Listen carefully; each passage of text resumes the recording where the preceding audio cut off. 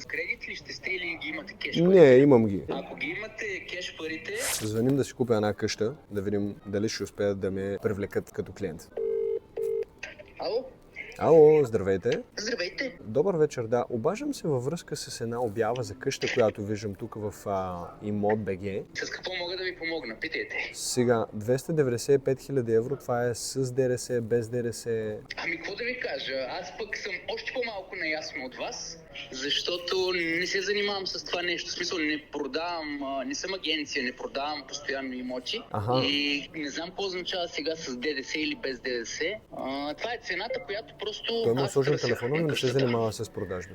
Да, вие сте собственик или... Да. Окей. Аз виждам сега 100 квадрата, тя е на един етаж, а пък тук с тия стълби не мога да се ориентирам какво е разпределението.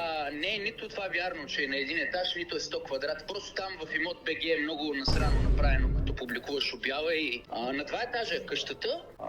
Нищо от описаното в обявата няма никакво 6 на значение. 9 метра горе-долу. Ами, много благодаря за информацията. Ще говоря с жена ми. Вие, между другото, с кредит ли ще сте или ги имате кеш Не, парите? имам ги. Имам ги. Ако ги имате кеш парите, сме готови да намалим още малко от цената. Свалят ми цената, преди да съм поискал да ме намалят. Харесва. Повече пари, Условията обаче стават това, все което е по-добре и написано по-добре. С всяка изминала секунда цената слиза надолу.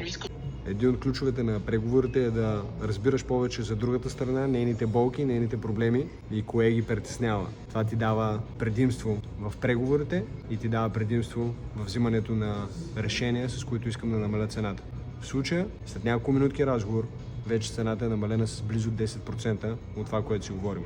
На следващата стъпка ще взема още 10% надолу.